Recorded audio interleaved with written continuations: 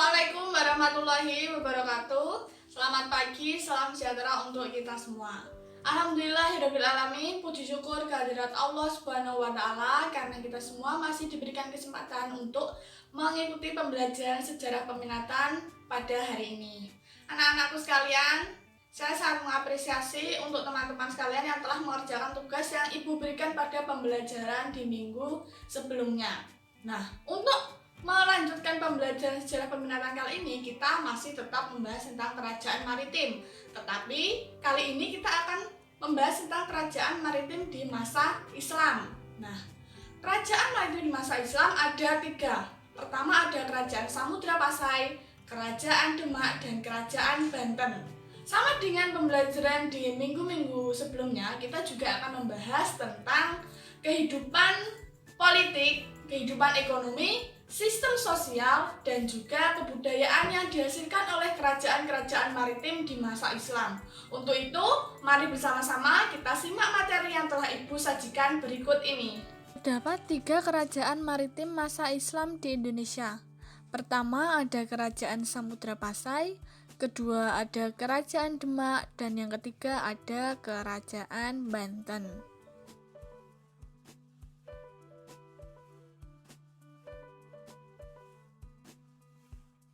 Kerajaan Samudra Pasai.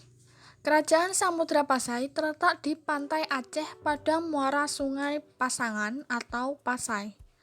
Berada di antara 2 kota, yaitu Samudra dan Pasai. Kerajaan Samudra Pasai didirikan oleh Marah Silu yang menyatukan 2 daerah kota yang telah memeluk agama Islam. Setelah bertemu dengan Syekh Ismail, seorang utusan Syarif dari Mekah.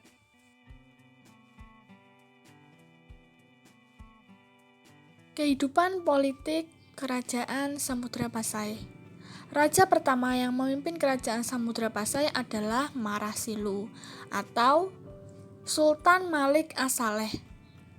Beliau memimpin Kerajaan Samudra Pasai pada kurun waktu tahun 1267 sampai 1297. Kepemimpinannya dilanjutkan oleh anaknya yaitu Sultan Malik At-Tahir. Di bawah kepemimpinan Sultan Malik At-Tahir, Kerajaan Samudra Pasai berada pada puncak kejayaannya. Namun pada tahun 1524 Masehi, Kerajaan Samudra Pasai diduduki oleh Portugis. Ini pula lah yang menjadikan keruntuhan Kerajaan Samudra Pasai. Karena setelah diduduki oleh Portugis, Kerajaan Samudra Pasai diambil alih oleh Kerajaan Aceh. Selanjutnya, kehidupan ekonomi. Perekonomian Kerajaan Samudra Pasai didukung dengan letaknya yang sangat strategis karena berada pada Selat Malaka dan jalur perdagangan internasional. Memiliki pelabuhan-pelabuhan penting seperti yang berada di Pidi, Perlak, dan di ujung Pulau Sumatera. Komoditas perdagangan berupa lada, kapur barus, dan emas.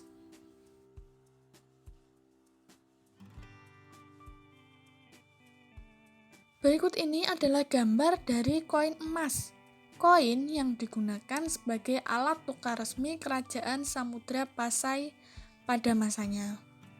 Koin ini berasal dari kepingan emas dan terdapat huruf-huruf Arab di dalamnya.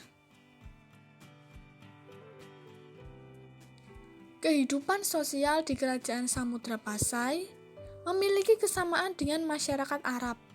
Hal ini terjadi karena adanya pengaruh dari para pedagang yang silih berganti datang dan bersandar di Kerajaan Samudra Pasai yang berasal dari Arab, Persia, dan India sejak abad ke-7 Masehi. Daerah Samudra Pasai juga memiliki julukan sebagai Serambi Mekah. Selanjutnya, kebudayaan hasil dari Kerajaan Samudra Pasai. Kebudayaan Kerajaan Samudra Pasai tidaklah banyak ditemukan.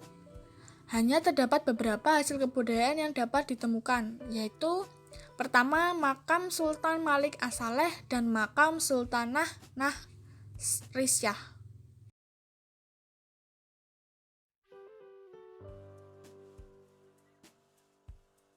Nah, berikut adalah gambar atau foto dari makam Sultan Malik As-Saleh dan juga makam Sultanah Nahrisyah yang merupakan pemimpin dari Kerajaan Samudra Pasai.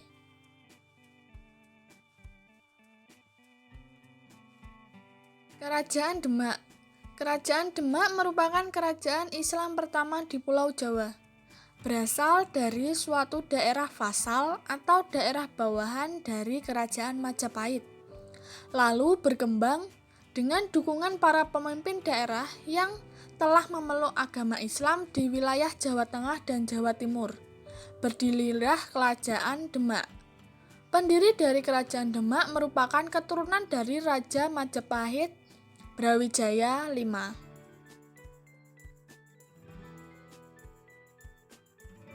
Kehidupan politik Kerajaan Demak. Raja-raja yang pernah memimpin Kerajaan Demak. Pertama yaitu Raden Patah, memimpin pada tahun 1500 sampai 1518. Raden Patah merupakan pendiri dari Kerajaan Demak.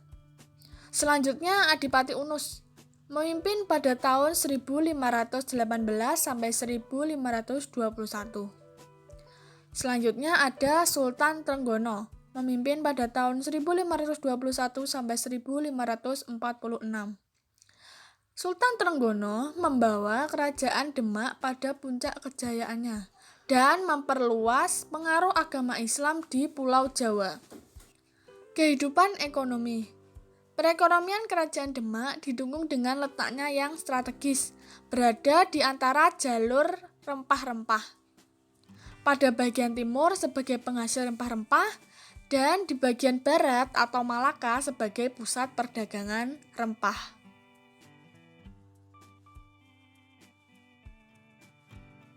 Berikut adalah gambar dari sultan yang pernah memimpin di Kerajaan Demak. Pertama ada Raden Patah, kedua ada Adipati Unus, dan ketiga adalah Sultan Trenggono.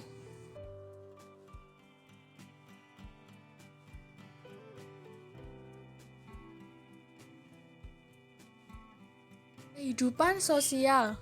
Kehidupan sosial masyarakat Demak telah diatur sesuai dengan ajaran Islam, namun tetap dipadukan dengan tradisi lama yang berasal dari kerajaan Hindu-Buddha yang pernah ada sebelumnya. Hasil kebudayaan Kerajaan Demak.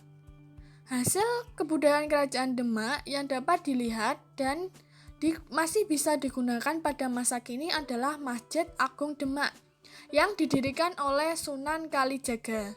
Selain masjid, peninggalan Sunan Kalijaga lainnya adalah tradisi sekaten atau peringatan Maulid Nabi Muhammad dan syukuran atas hasil panen yang telah didapatkan oleh masyarakat.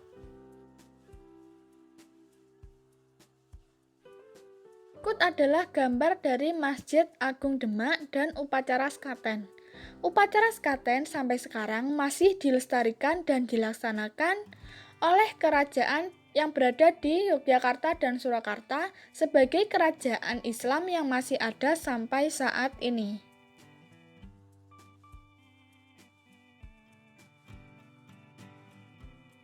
Kerajaan Banten.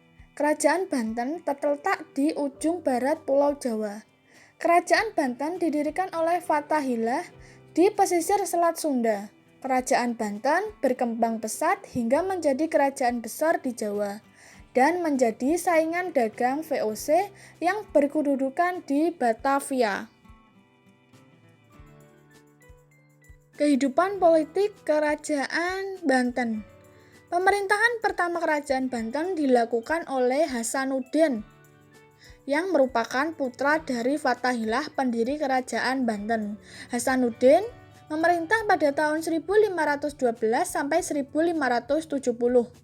Selanjutnya, pada tahun 1651 sampai 1692, di masa pemerintahan Sultan Ageng Tirtayasa, Kerajaan Banten berada pada puncak kejayaannya.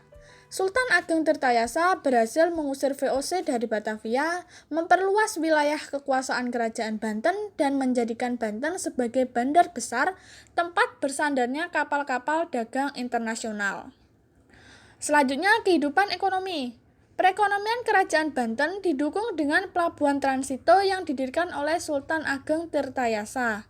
Selain itu, ada pula pendapatan dari sektor perkebunan kelapa dan lada serta persawahan. Sebagai pendukung bidang agraris, dibangunlah kanal-kanal besar untuk irigasi pertanian.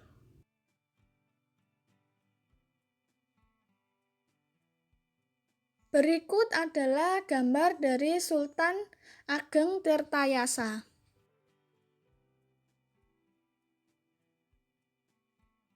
Kehidupan sosial. Kehidupan sosial masyarakat kerajaan Banten dipengaruhi oleh Islamisasi yang dilakukan oleh Sunan Gunung Jati. Selain itu, juga karena adanya banyak pedagang yang berasal dari berbagai bangsa sehingga di kerajaan Banten ini juga mempengaruhi kehidupan sosial dari kerajaan Banten.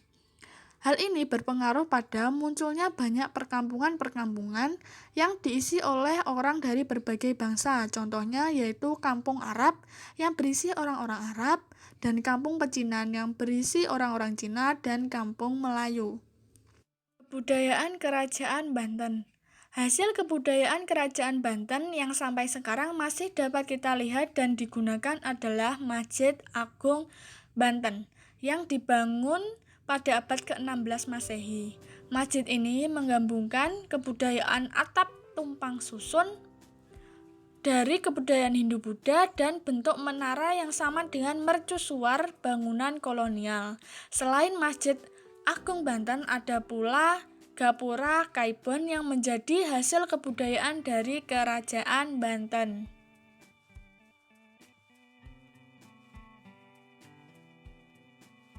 Berikut adalah gambar dari Masjid Agung Banten. Di sini kalian dapat melihat menara masjid yang hampir sama dengan mercusuar yang berada pada bangunan-bangunan kolonial. Dan juga kalian dapat melihat atap dari Masjid Agung yang berbentuk tumpang susun. Hal ini juga sama dengan kebudayaan dari kerajaan Hindu-Buddha yaitu pada candi-candi. Selanjutnya ada Gapura Kaibon.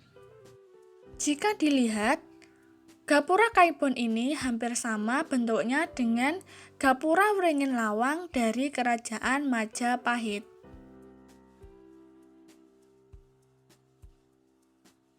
Nah, anak-anak, buatlah poin-poin penting dari materi yang telah Ibu sajikan agar kalian lebih mudah untuk mempelajarinya kembali. Nah, anak-anak, bagaimana materi yang telah Ibu sampaikan mengenai kehidupan di masa kerajaan maritim Islam? Nah, apabila anak-anak ada yang kurang dimengerti tentang materi yang telah Ibu sajikan, anak-anak boleh menanyakan melalui kolom komentar ataupun PC Ibu Monika. Oke, untuk pembelajaran sejarah peminatan pada kali ini Ibu akhiri. Semoga pembelajaran kita dapat bermanfaat. Mohon maaf apabila ada salah kata dan perbuatan dari saya. Wassalamualaikum warahmatullahi wabarakatuh.